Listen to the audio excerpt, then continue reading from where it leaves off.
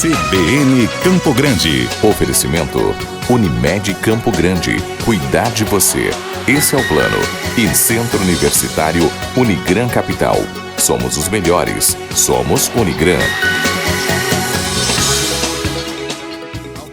Olha, o deputado estadual Gerson Claro assumiu na semana passada a liderança do governador Reinaldo Azambuja, do PSDB, na Assembleia Legislativa aqui do estado. Eduardo Rocha, do MDB, assumiu a vice-liderança. Lembrando que Gerson Claro é do PP. E ele está aqui com a gente no estúdio do CBN Campo Grande para falar sobre esse assunto.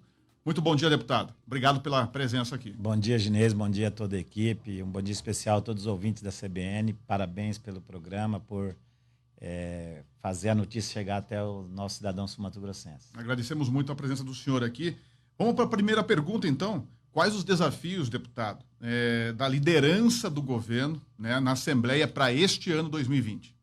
O desafio da liderança é a gente fazer a articulação para que os projetos, que os temas propostos pelos poderes executivos e até pelos poderes possam tramitar na casa, passar pelas comissões e receber a votação dos deputados no tempo devido do regimental, mas fazer com que os projetos do governo passem pela casa e tenham aprovação. Então, é mais um papel de fazer essa articulação, levar as demandas também dos parlamentares para o governo e trazer as questões do governo para cá e fazer articulação para que sejam aprovados esses projetos. Falando assim, parece simples, né, deputado?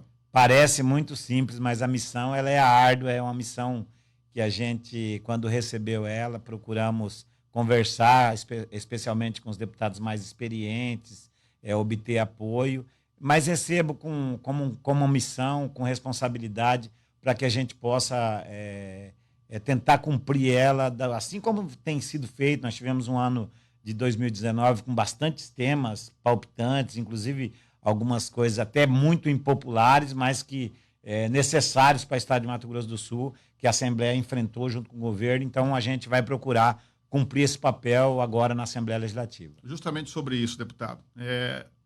Como o senhor disse, 2019 foram pautas aí complicadas em relação a aumento de impostos, pautas impopulares, como o senhor classificou. Agora, desafios para esse ano em relação a reformas. Tem novas reformas aí prontas para serem votadas? Alguma pauta bomba para 2020? Nós temos que concluir a reforma da Previdência, que alguns temas ficaram para leis complementares, tanto a nível federal quanto estadual. Então, nós devemos ter ainda algumas discussões sobre a reforma previdenciária.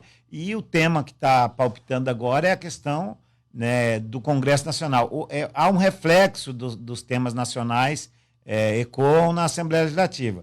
A reforma tributária é um assunto que está palpitando. O presidente Jair Bolsonaro, segundo alguns, lançou um desafio aí que está envolvendo e está sendo um tema que está sendo muito debatido. Até eu falo de uma maneira até muito rasa nas redes sociais, que é a questão do ICMS, de combustível, de preço de combustível. Eu não questionei, assim, não fiz críticas, porque, de repente, é a forma do presidente expor um assunto, mas chama para o debate. É óbvio que o governo do estado, nem os municípios, de maneira geral, não podem abrir mão assim, espontaneamente ou rapidamente, até porque tem a lei de responsabilidade fiscal e os municípios e os estados não sobreviveriam hoje sem essa receita. Assim como a União também, se você for olhar, só a CID, que é uma contribuição sobre o combustível, arrecada 50 bilhões no ano. Se nós fizermos uma reforma previdenciária para ganhar aí 10 bilhões por ano, imagina você perder 50 bilhões somente com uma receita, mudar isso aí. Então, para você hoje abrir mão de uma receita, é porque você ou diminuiu, demonstrar que diminuiu a despesa, ou você criou outra forma para repor isso aí. De fato, o Estado, assim como a União, tem que manter o equilíbrio entre receita e despesa. E hoje nós estamos trabalhando com déficit tanto no Estado assim como na União. Você mantém o equilíbrio das contas em dias, fazendo aquela coisa de você ter, para ter investimento, usa, por exemplo, aqui no Estado muito o Fundersul, mas tirando o Fundersul, você tem que investir, por exemplo, no Fundeb, que a receita não cobre a despesa. Então, não dá para você falar simplesmente, vamos tirar o ICMS, o governador tira o ICMS. É uma irresponsabilidade a gente tratar esse assunto com essa simplicidade. O ICMS representa, o ICMS combustível, 16, 17% da receita do Estado.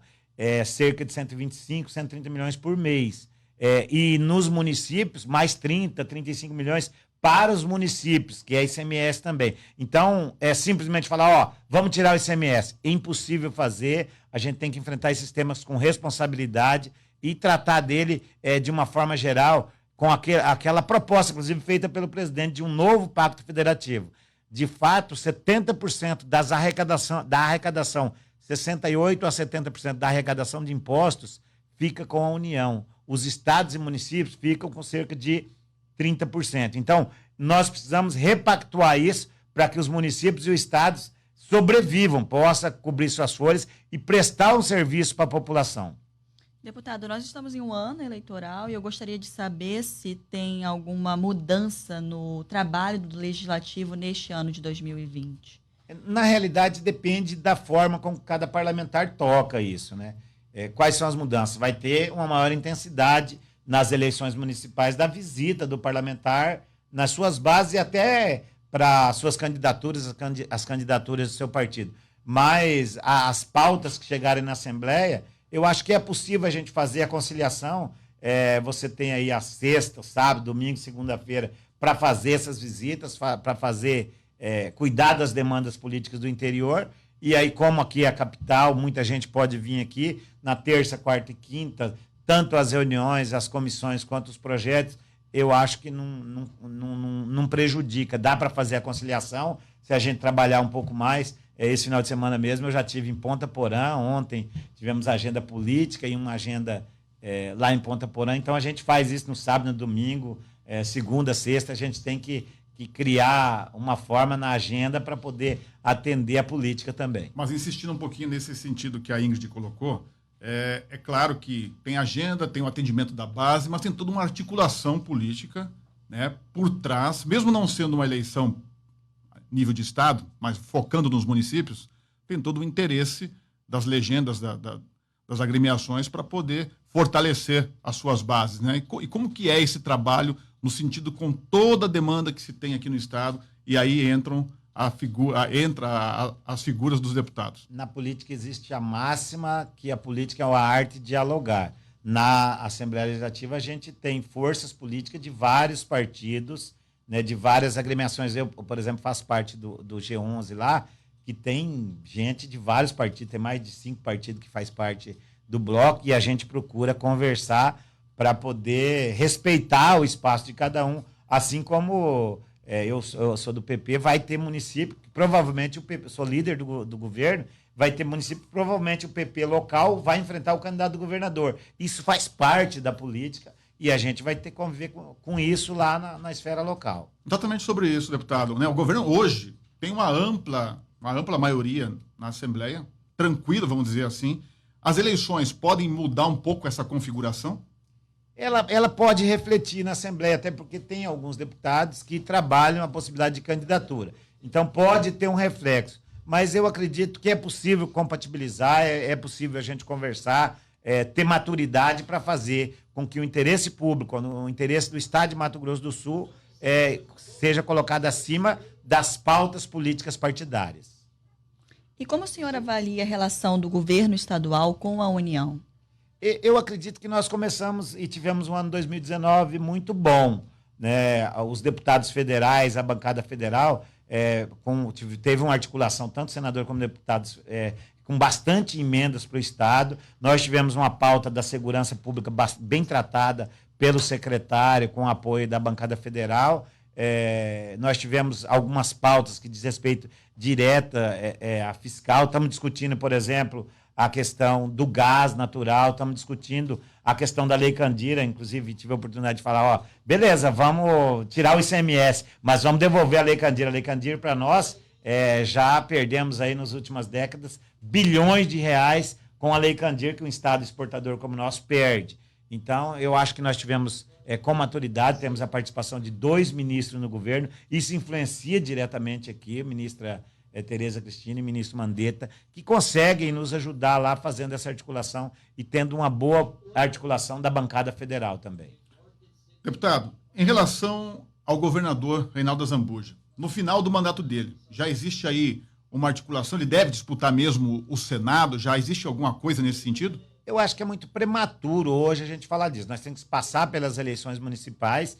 O próprio governador fala que ele governo tem que fazer entrega. Se ele cumprir com as metas estabelecidas, agora deve estar em março fazendo um grande pacote de obras, se ele cumprir com as metas estabelecidas e tiver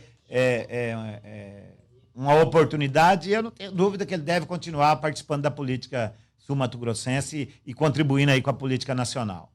Só para a gente encerrar, adiantando para a gente, qual pauta deve ser desafio esse ano na Assembleia? Nós temos agora, que já está na Assembleia, aquela lei que veio do Tribunal de Justiça, que diz respeito a taxas cartorárias, fundos. Então, esse assunto já está quentinho lá, está na hora da gente começar a mexer nele na Assembleia Legislativa. Ok. Nós conversamos com o Gerson Claro, do PP, que é o novo líder do governador Reinaldo Azambuja na Assembleia aqui do Estado. Deputado, muito obrigado pela entrevista, por estar aqui com a gente. Obrigado, um grande abraço a todos. Sempre que for chamado, nós estaremos aqui para trazer as notícias lá da nossa casa, da Assembleia Legislativa.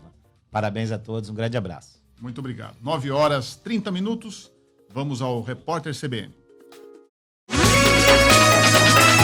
CBN Campo Grande. Oferecimento Unimed Campo Grande.